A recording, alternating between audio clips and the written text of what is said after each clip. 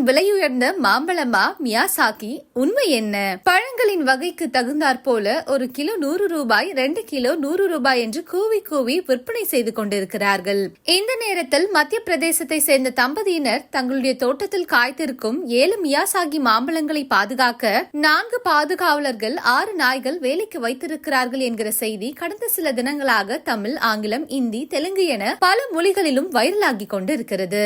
காயாக இருக்கையில் முக்கால்வாசி பர்பிள் நிறத்திலும் நுனிப்பகுதியில் கொஞ்சம் பச்சை நிறமும் சேர்ந்து பார்ப்பதற்கு கொள்ளை அழகாக இருக்கிறது மியாசாகி. பழுக்கும் போது சிவப்பு நிறத்துக்கு மாறிவிடுகிறது. அதனால் இந்த மாம்பழத்துக்கு சூரியனின் முட்டை என்கிற பட்டப்பெயரும் இருக்கிறது.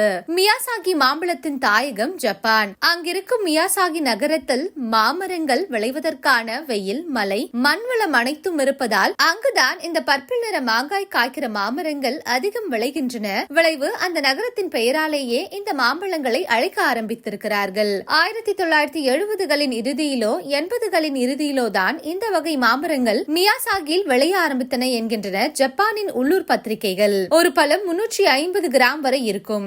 இதில் 15% அல்லது அதற்கு மேலும் சர்க்கரை சத்து இருக்கும் என்கின்றனர் அவை. மேலும் உலகின் விலையுயர்ந்த மாம்பழங்களில் இதுவும் ஒன்று எனவும், சென்ற வருடம் இந்த மாம்பழம் கிலோ 2.70 லட்சத்திற்கு சர்வதேச சந்தையில் விற்கப்பட்டதாகவும் சொல்லப்படுகிறது.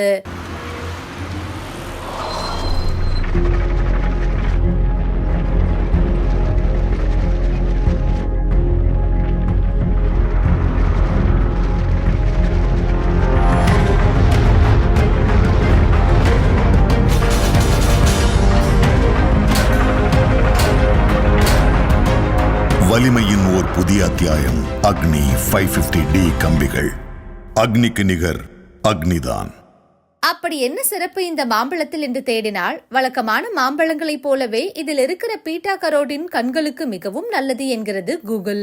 மத்திய பிரதேசம் ஜபால்பூர் மாவட்டத்தில் மியாசாகி மாமரம் வளர்த்து வருகிற ராணி சங்கல் பகிகார் தம்பதி ரயிலில் சந்தித்த ஒரு நபர் இந்த மரத்தின் கன்றை தங்களுக்கு கொடுத்ததாகவும், இது அரிய வகை மாமரம் என்பது தங்களுக்கு தெரியாது என்றும் சொல்கிறார்கள். இது விலை கூடுதலான மாம்பழம் என்பதை தெரிந்து கொண்ட திருடர்கள் சென்ற வருடம் தங்கள் தோட்டத்தில் புகுந்து மியாசாகி மாம்பழங்களை திருடி சென்று விட்டார்கள். அதனால்தான் இந்த வருடம் காவலுக்கு ஆட்களையும் நாய்களையும் வைத்திருக்கிறோம். இந்த பழங்களை விற்க போவதில்லை, இதன் விதைகளை நட்டு நிறைய மியாசாகி மரங்களை வளர்க்க திட்டமிட்டுள்ளோம் என்கின்றனர். இந்த மாம்பழங்களை பற்றி தெரிந்து கொள்வதற்காக பெங்களூருவில் உள்ள தோட்டக்கலை ஆராய்ச்சி நிலையத்தின் விஞ்ஞானியும் மாம்பழம் தொடர்பான ஆராய்ச்சிகள் செய்து வருபவருமான முனைவர் சங்கரனிடம் பேசினோம். அமெரிக்காவில் கென்ட் கெய்ட் என்று சற்று மாறுபட்ட நிறங்களை கொண்ட மாம்பழ வகைகள் சில இருக்கின்றன.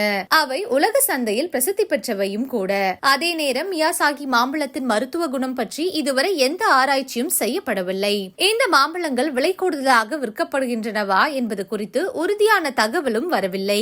மத்திய பிரதேசத்தில் இருக்கிற ஜவஹர்லால் நேரு கிரிஷி விஸ்வ வித்யாலயாவின் தோட்டக்கலைத்துறை தலைவர் மியாசாகி மாமர தோட்டம் வைத்திருக்கும் ராணி சங்கல் பரிகார் தம்பதியை சந்திக்க நேரடியாக சென்றிருந்தார். அந்த தம்பதியரால் இந்த மரக்கன்று எப்படி கிடைத்தது, எங்கு கிடைத்தது என்பது தொடர்பாக சரியான தகவல்களை தர முடியவில்லை. மியாசாகி மாமரம் பற்றி இணையத்தில் உலவிக் கொண்டிருக்கிற வீடியோவில் இருக்கிற தகவல்கள் அனைத்தும் கூகுளில் இருந்து எடுக்கப்பட்டவையே என்கிறார். போத்தி சாமுத்திரிகாப்பட்டிலமா கல்யாணமா?